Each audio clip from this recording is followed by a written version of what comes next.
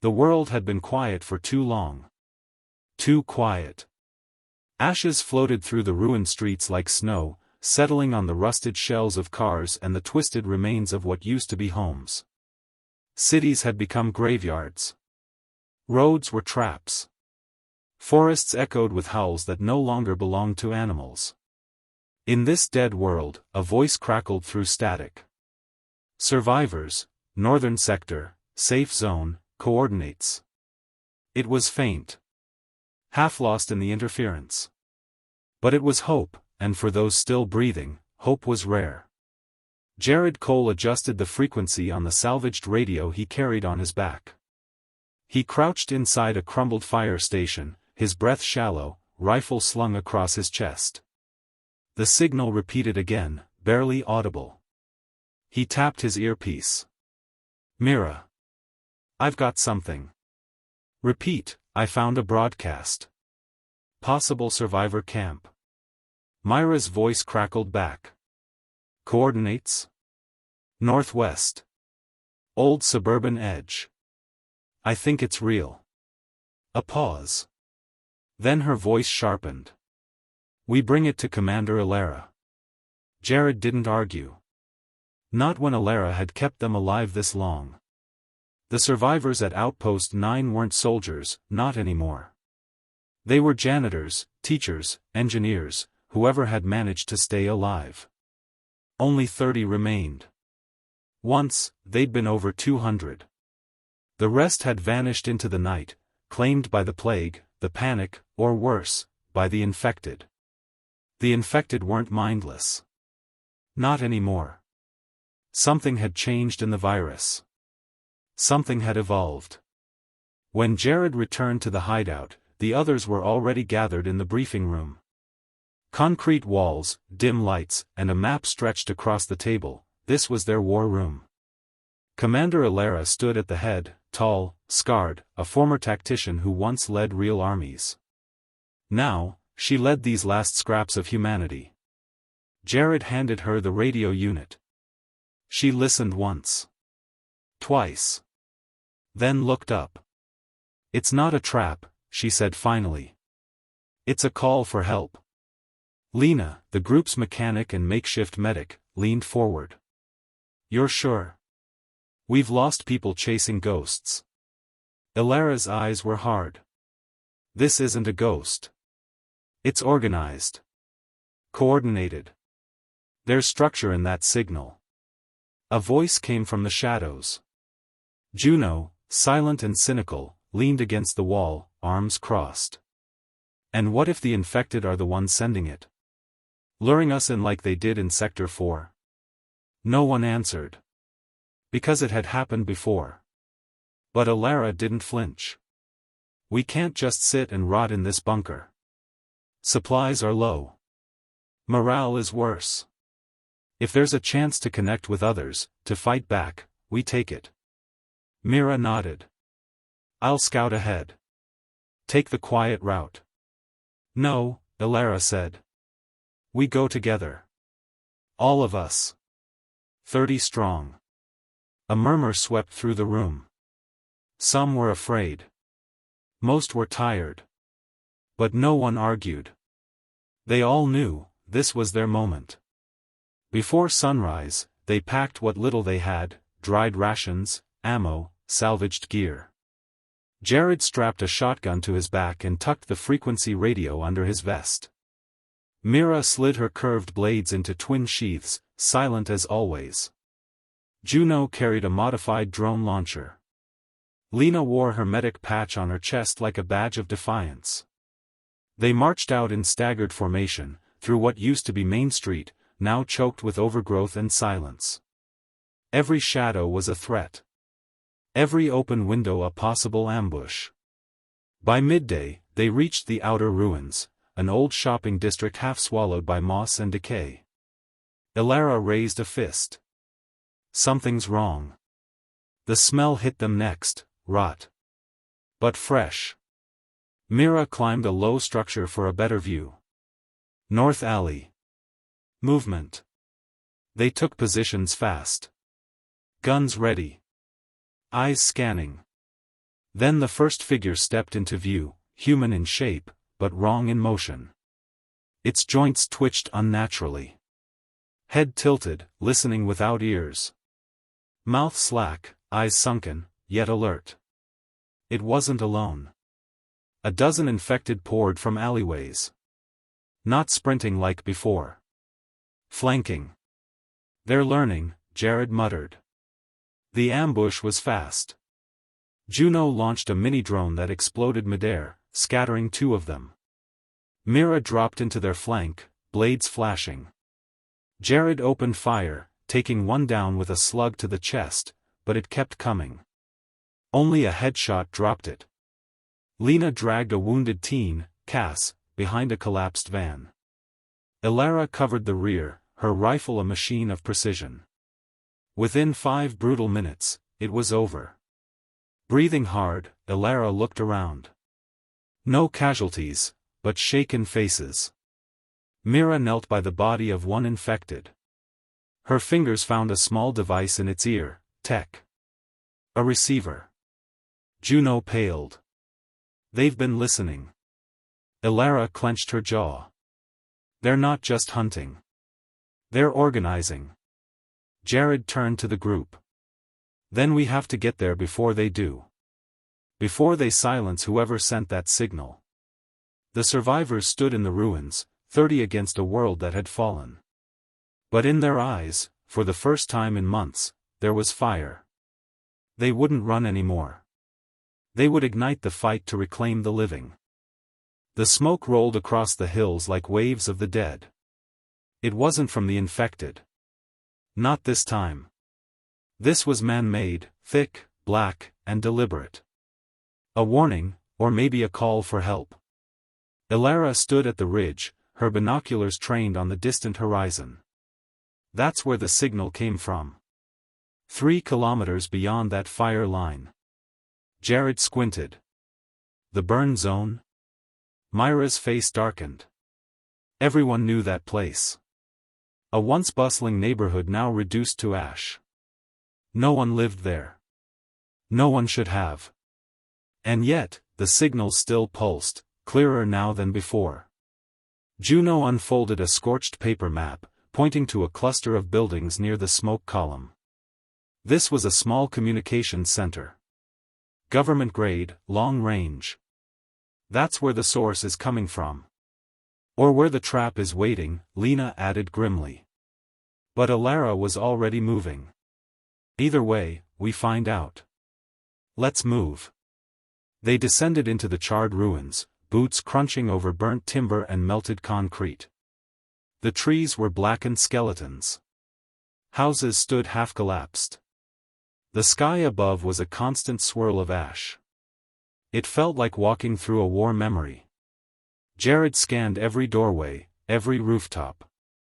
You'd think they'd be crawling here. Mira nodded. Too quiet. That's not good. As if summoned by her words, a sharp, digital tone pierced the air. Beep, beep, beep. Lena froze. Tripwire sensor. But it was too late. A mine went off behind them, sending up a shockwave that threw half the group to the ground. No one was killed, but dust and confusion took over for several seconds.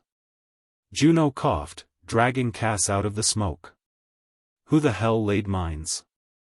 Someone protecting something, Ilara said, her voice tight. They moved with more caution now, following Myra's lead as she disabled 3 more traps using old soldier training. One was even tied to a trip camera, motion-triggered, rigged to record intruders. Lena studied the salvaged footage. Someone was watching this place. From a distance. Maybe still is. Then, through the thick smoke, they saw it, a lone broadcast tower, miraculously still standing, its red light blinking steadily. Beneath it, a fortified bunker made of reinforced shipping containers and sandbags. Jared exhaled. That's the source. But they weren't alone. A figure stepped from behind the wreckage, gun raised, gear mismatched, eyes sharp. A survivor. Maybe 30, dust-covered, lean, and ready to shoot. "Drop your weapons," she shouted. "You cross that wire and I drop you." Ilara raised her hands slowly. "We're not infected. We're not raiders. We're from Outpost 9. We picked up your signal." The woman didn't lower her gun. No one was supposed to hear that. No one. "We did," Jared said calmly. "We fought through the ridge and burned 2 infected packs just to get here. If you want us dead, make it quick. Otherwise, tell us what the hell is going on." The woman studied them. Then she lowered the rifle. "I'm Nia. And you're standing in the only place left on this map where humans still send real signals." She led them inside. The bunker was cramped but functional. Monitors lined one wall. Medical supplies were stacked neatly in one corner. 3 other survivors, 2 men and a teen girl, sat quietly, visibly malnourished, but alive. Nia motioned to the equipment. "We've been tracking movement. The infected aren't just hunting now. They're probing. Following patrols. Testing defenses. Someone's coordinating them." "You mean a hybrid?" Mira asked. "No. Worse. Someone human." A silence fell. Nia pulled up a grainy image on one monitor, a figure in black body armor, standing among a swarm of infected like a general among soldiers. "We call him the Echo. No one knows his real name. He used to lead human forces during the early fall. Now, he leads them." Jared stared. "He controls the horde?" Nia nodded.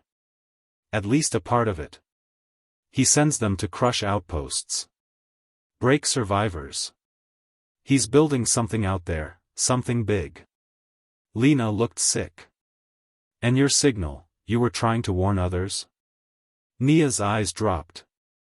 "No. We were trying to find allies. Before he found us." Just then, the monitors flickered. Motion sensors triggered. "South fence," one of Nia's men shouted. 6 contacts. "No, 10. They moved fast. Weapons drawn. Lights cut. Eyes fixed on the dirt outside the slitted viewports. Shapes moved in the smoke, not running, but walking." Juno whispered, "They're not rushing us. They're observing." Ilara grabbed the intercom. "Everyone down. Lights out. Stay silent." The infected stood at the edge of the smoke, just barely visible, silent, still, and wrong. After a full minute, they turned, and walked away. Jared's skin crawled. That wasn't a scout. That was a message. Ilara turned to Nia. "If the Echo knows you're here, this place won't last. We have to move. Join us." Nia nodded. "We will. But not until I show you what we've learned." "What is it?" Nia looked at them all, her voice steady. "A plan to take back a region of the city. Not hide. Reclaim." For the first time in years, the word reclaim didn't sound like madness.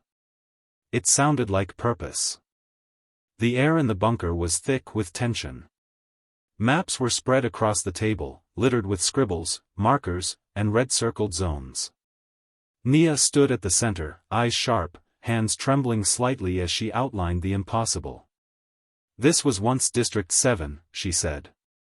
Before the fall, it held military barracks, food warehouses, and medical depots.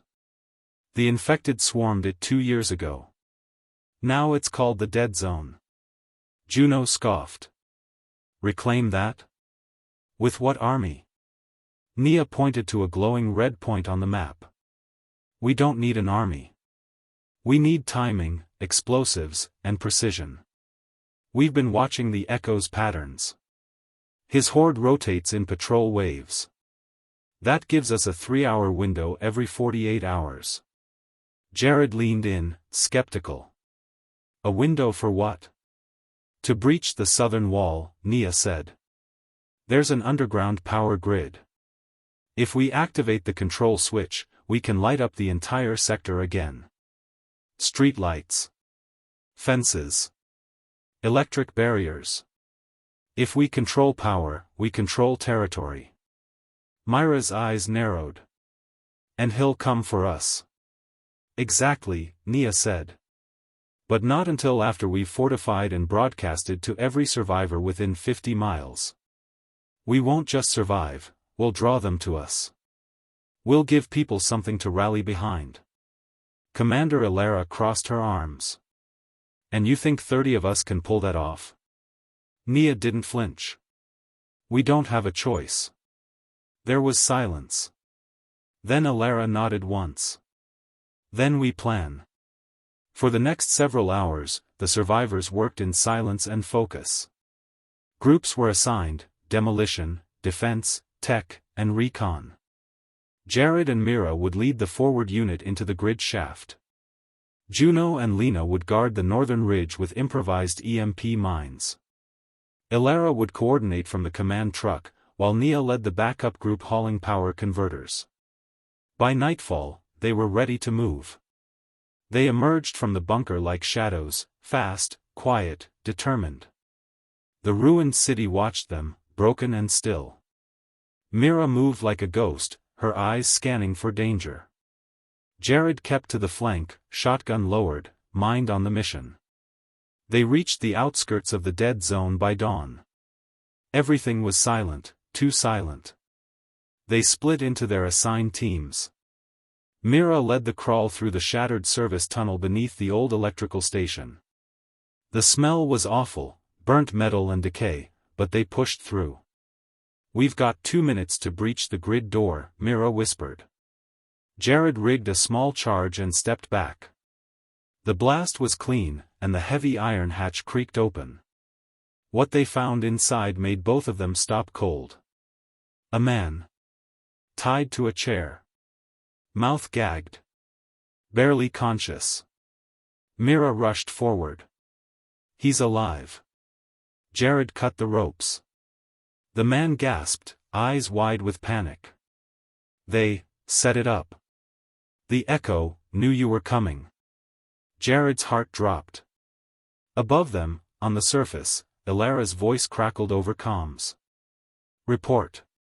Jared activated his mic. It's a trap. They knew.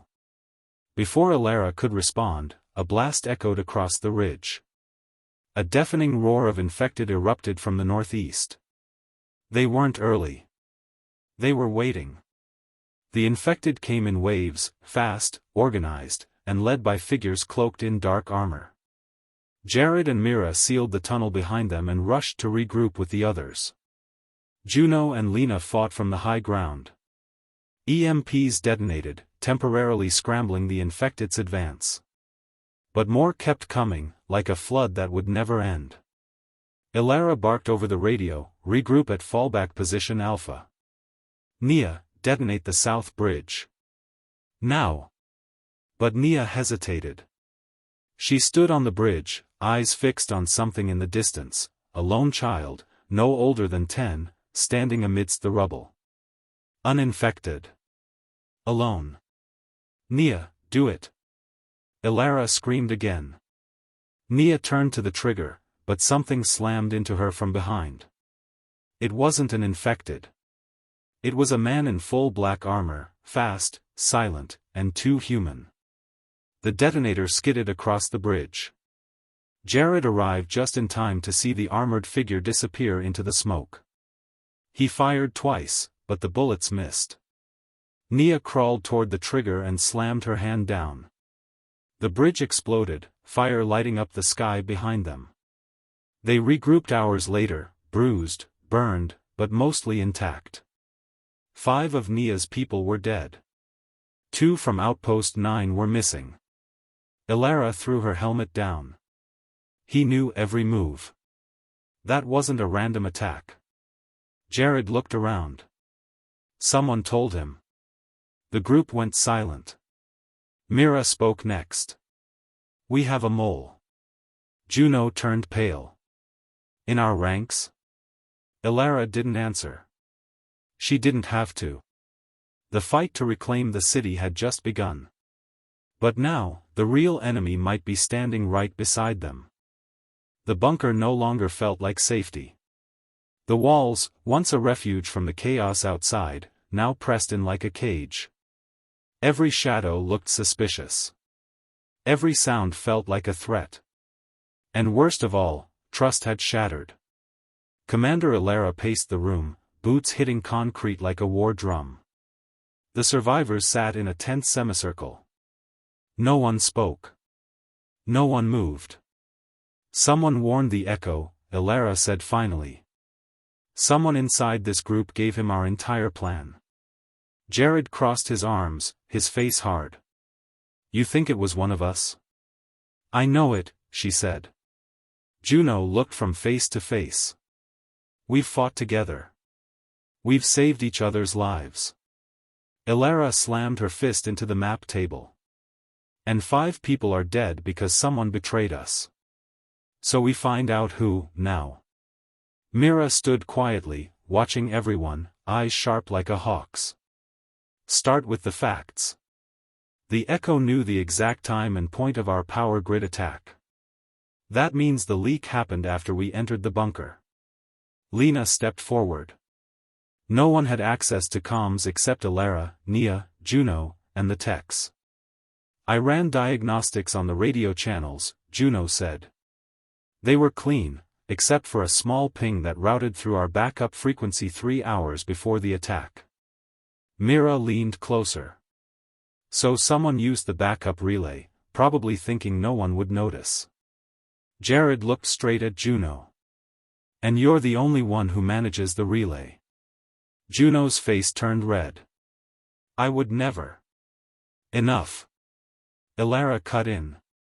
No more accusations without proof. But the seed was planted. The atmosphere turned heavy with suspicion. Later, the group split to rest. But no one truly slept. People took turns guarding the radio equipment. Weapons stayed close. Eyes stayed open. In the corner of the bunker, Mira approached Nia, her voice low. I don't think it was Juno. Why not? Nia asked. Because I checked the access logs before he even looked at them. He's telling the truth. Then who?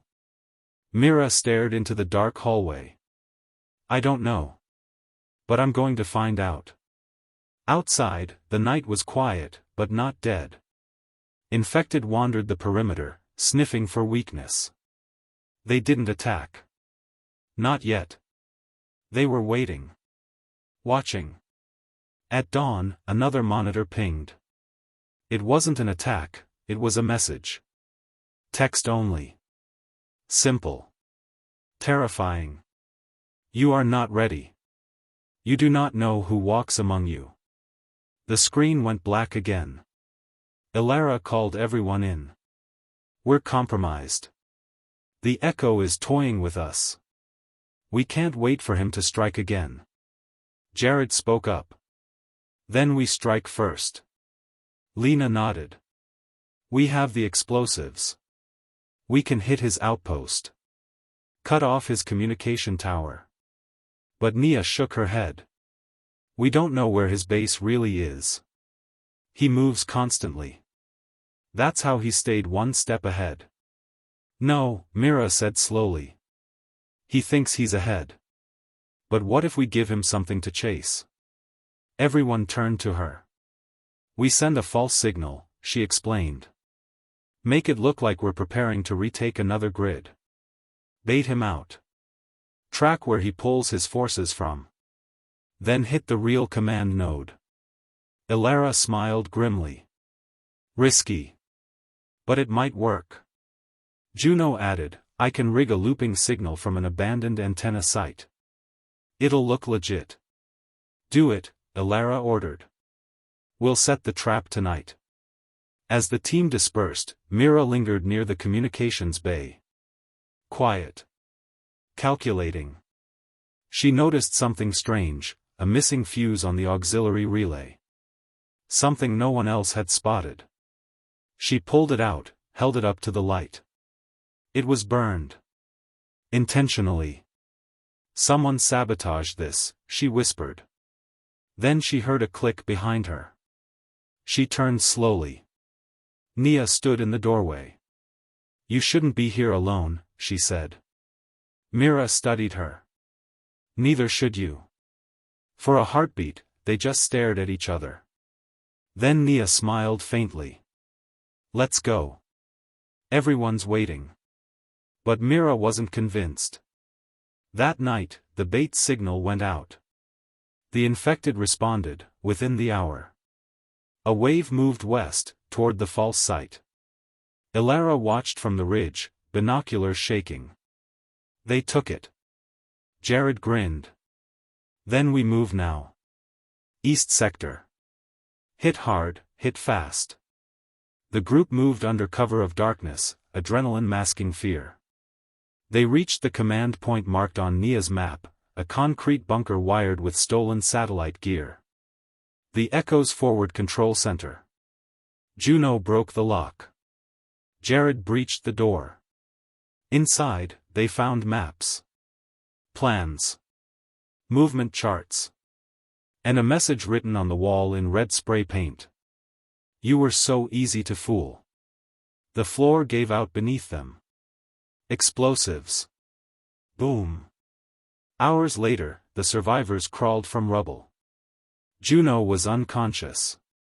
Lena's leg was broken. Jared had burns along his arm. Mira coughed blood. And Nia was gone. Ilara staggered to her feet, horror on her face. She knew. She led us here. Mira didn't speak. She simply picked up Nia's dropped radio headset, and listened. It was still transmitting. And on the other end? Laughter. Low. Cold. Human. Smoke curled from the collapsed bunker. The sky was a pale, sickly gray, not from clouds, but from ash. The blast had carved a crater in the earth and in the trust that held the survivors together. They were down to 23 now. Wounded. Shaken. Angry.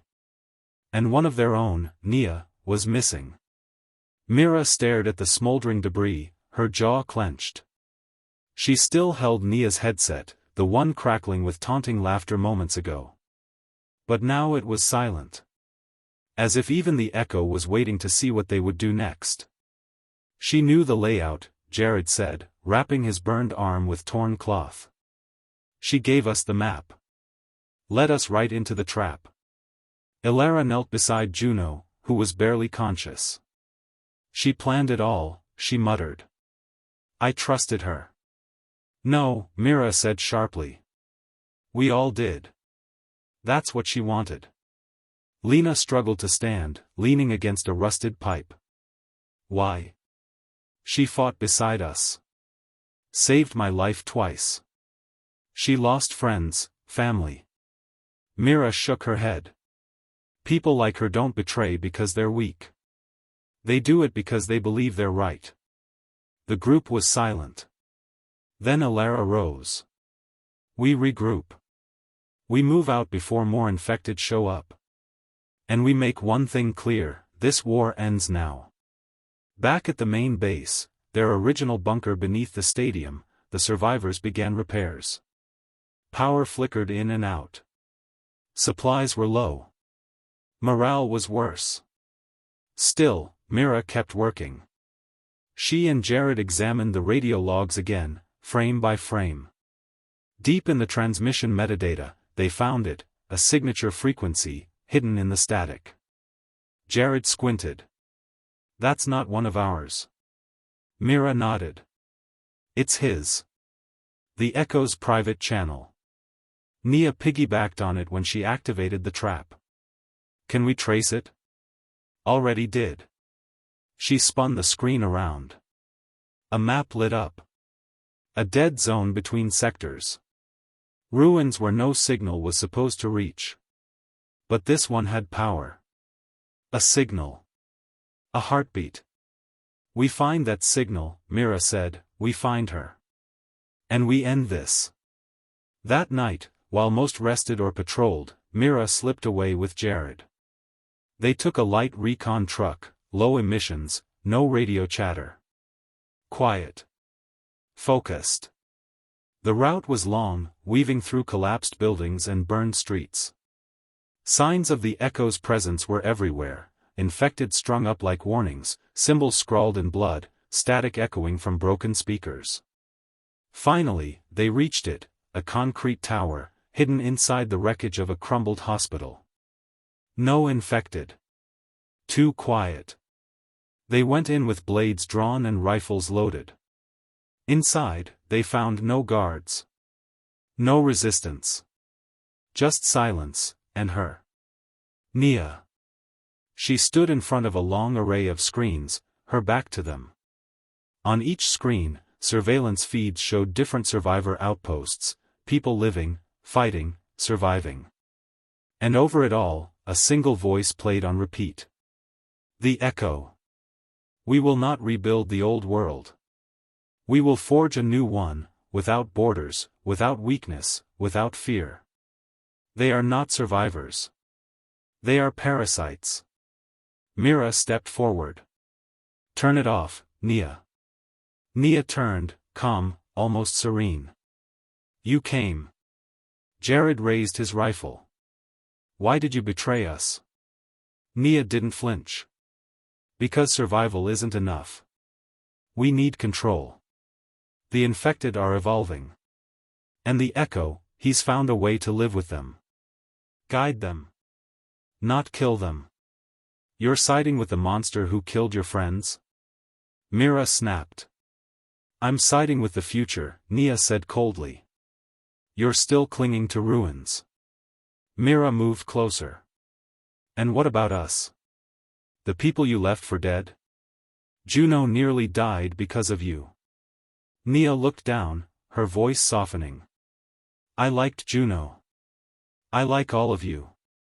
But liking someone doesn't stop the truth. The world doesn't need heroes. It needs structure. And the Echo is the only one with a plan. Jared stepped forward. So what? We kneel to him? Become his soldiers? No, she said, shaking her head. You become part of something greater. Or you die. Myra's eyes narrowed. Then I choose to fight. Suddenly, alarms blared. Doors locked. Gas hissed from vents. Nia stepped back into the shadows. You were never supposed to leave here. In the chaos, Mira smashed open a side panel, pulled free the ventilation control wires. Jared opened fire on the locking system. They burst through the doors just as the smoke thickened behind them. Outside, they ran for the truck. Gunfire echoed from the tower. Hostiles. Human ones.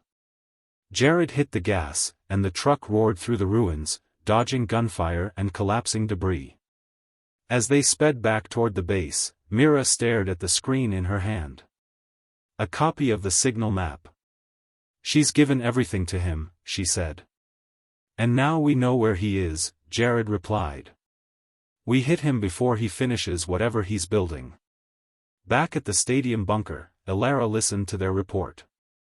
She didn't speak for a long time. Finally, she looked around the room. We're out of time.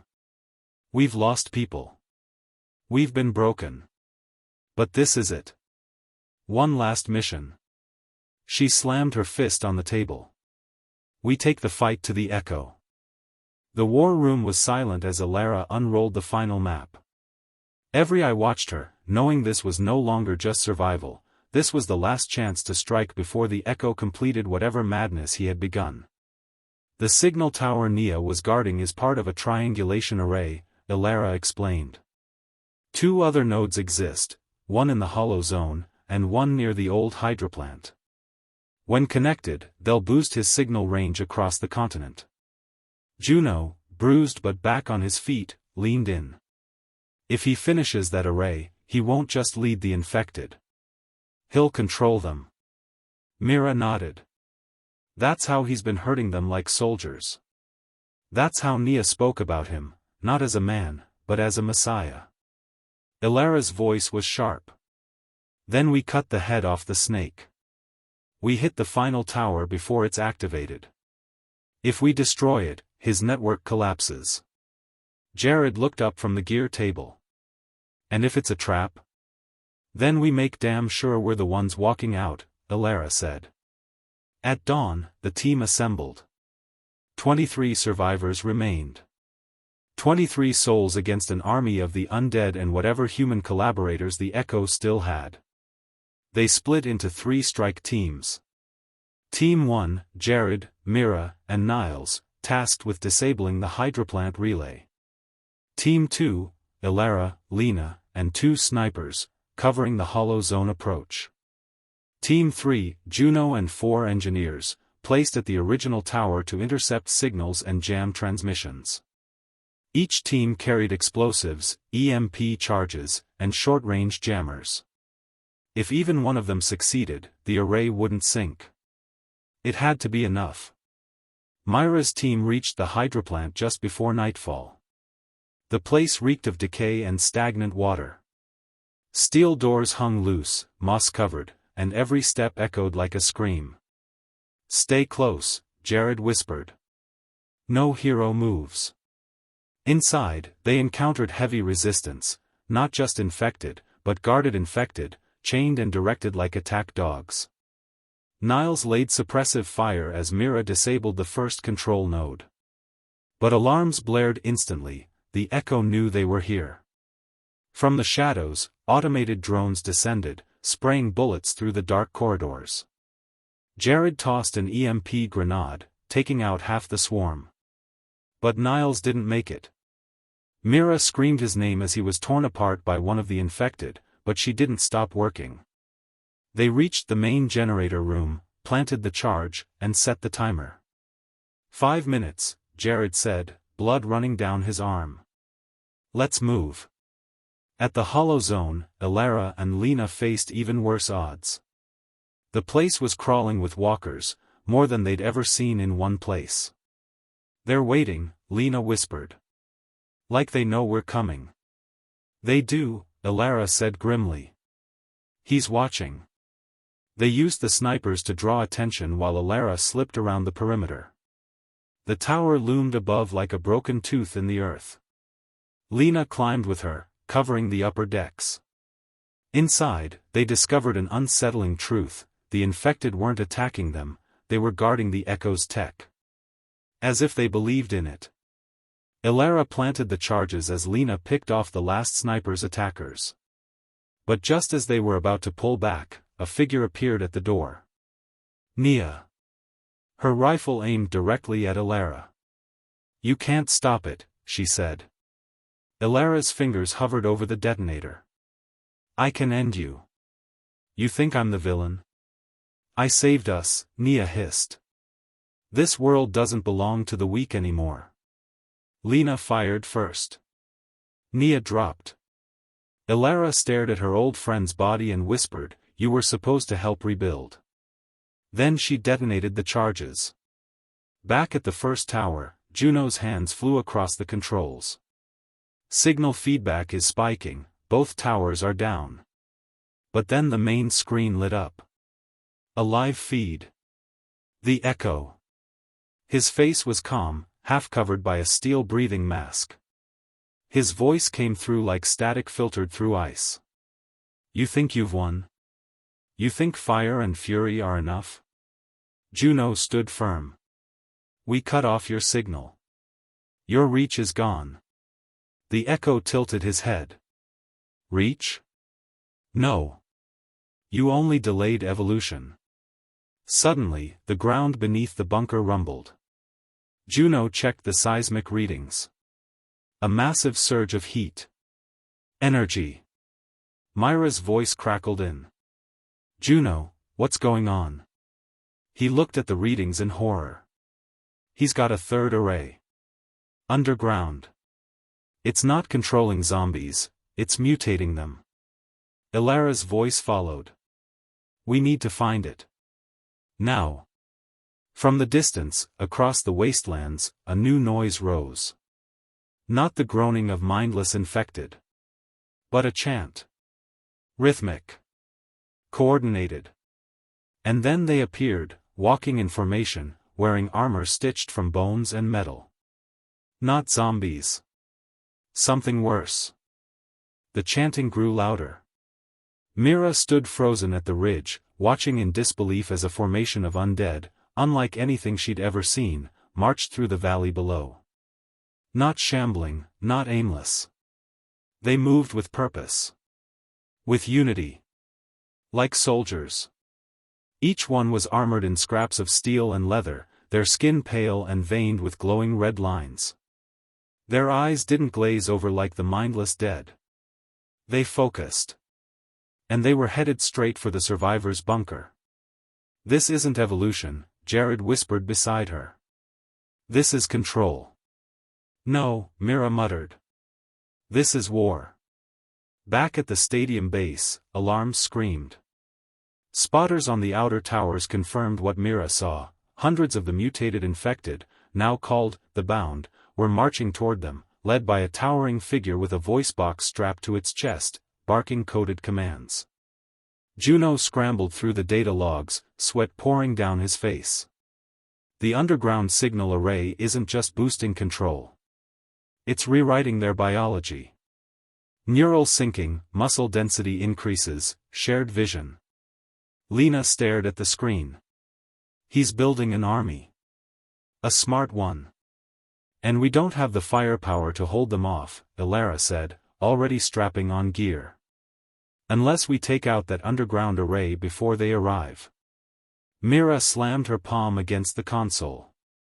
Where is it? Juno hesitated. Then pointed. Under the old biotech labs. Sector Theta, 9. It was a classified military research zone before the world ended. We didn't think anything could survive there. Apparently, the Echo did more than survive, Ilara said. He built his kingdom in the ashes. Time was running out. Only 16 survivors were fit for combat now. They had one transport, 2 modified assault bikes, and a handful of explosives left. Every bullet would count. They divided into 2 teams. Assault team, Ilara, Mira, Jared, and Lena, tasked with infiltrating the biotech ruins, finding the underground array, and destroying it. Defense team, Juno and the rest, stay at the bunker, evacuate civilians, and delay the Bound for as long as possible. Before they departed, Ilara looked around at those who remained. This is it. The fight that decides whether humanity gets a future. Or if we're just a footnote in a world of the dead. No one spoke. But every eye was lit with fire. The road to Sector Theta, 9 was broken, overgrown, and filled with abandoned wreckage. Thunder cracked above them, storm clouds brewing like the world itself was holding its breath. Mira drove the lead bike, Jared clinging to the back, rifle ready. They reached the perimeter by nightfall. The ruins of the biotech facility stood like bones in the dark, cracked windows staring down like eyes. But it was what lay beneath that mattered. Lena found the access tunnel beneath a collapsed elevator shaft. The deeper they went, the more unnatural things became, walls lined with pulsating veins of red light, the floor damp with something not quite water. We're inside the heart of it, Jared muttered. At the lowest level, they found it. A massive chamber, domed and glowing, filled with machinery, and in the center, the core. The underground signal array. It pulsed like a living thing, sending commands through thick cables that ran up and out into the ground above. And standing next to it. The Echo. He wore a suit grafted with wires and bone. His face was pale, mouth covered with a respirator, but his eyes burned with focus. You came, he said. Good. I wanted witnesses to humanity's final evolution. Mira stepped forward. This isn't evolution. It's enslavement. No, he said. It's order. No more chaos. No more pain. The bound are the future. And the weak, the ones who cling to the old world, are already gone. Lena pulled the detonator from her belt. Then let's erase what's left of you. The Echo raised one hand. From the shadows, bound soldiers emerged, weapons grafted to their arms. They didn't speak, they screamed. Gunfire erupted.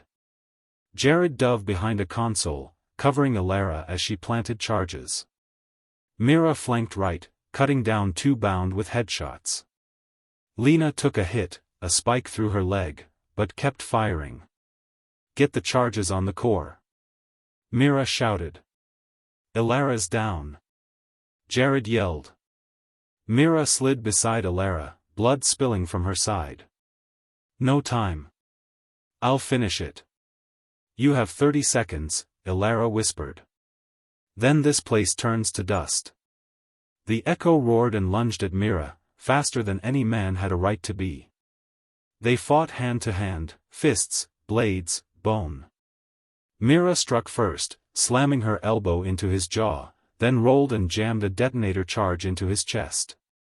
You chose the dead, she whispered. I became more than alive, he hissed. Then she pressed the trigger. Above ground, the entire facility shook. Flames shot through the earth. At the bunker, Juno watched as the bound army suddenly stopped, twitched, and fell, like puppets with cut strings. The survivors cheered. In the biotech ruins, Mira crawled from the rubble, coughing blood. Jared found her and pulled her to her feet. Lena limped beside them. Alara was gone. She did it, Mira whispered. They looked out across the burning horizon. There were still zombies. Still dangers. But the Echo's signal was gone. And with it, his war. The smoke had not yet cleared. Fires from the underground blast still burned across the hills near the ruins of the biotech facility. The earth was cracked, stained black with ash and blood. But in the silence that followed the explosion, something new settled over the world. Stillness. No howling. No echoing chants. No monstrous orders from a hidden voice. The bound had fallen. The Echo was gone. And the war might finally be over. Mira stood atop the charred ridge, wind catching her torn jacket, dirt smeared across her bruised face. Her eyes scanned the horizon where the undead once marched in formation. They now lay scattered, lifeless once more. Whatever connection held them together had been broken in the explosion. Beside her, Jared limped slightly, shoulder wrapped in bandages. Lena leaned on a piece of twisted metal, silent, the pain in her leg ignored as she stared out into the world that was left. Only 12 survivors remained. Of the original 30, more than half had fallen during the fight. But they had done what no one thought possible. They had stopped the impossible. 3 days later, the stadium base flickered back to life. Solar generators powered up. Water was filtered. The inner courtyard was cleared of debris and barricades were reinforced not out of fear, but hope, that they could build, not just survive. Juno managed to rewire one of the long-range radios using scraps from the Echo's fallen tech. For the first time in weeks, a signal left the city. "This is Survivor Base Echo 5, he said into the mic, "the infection remains. But control is broken. The city is partially safe. If anyone can hear this, there is hope. Repeat, there is hope." The radio stayed silent for an hour.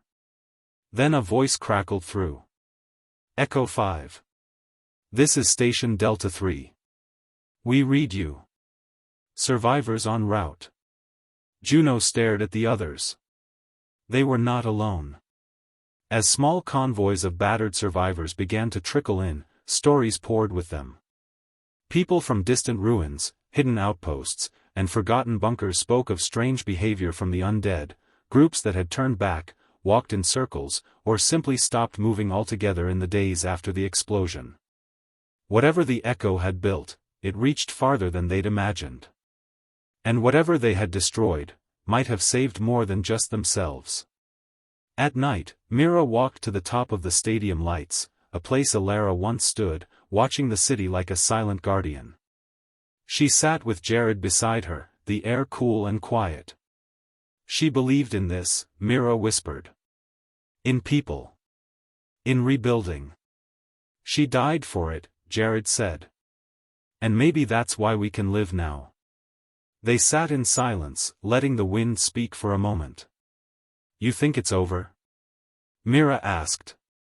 No, Jared said. Not over. But maybe, it's beginning again.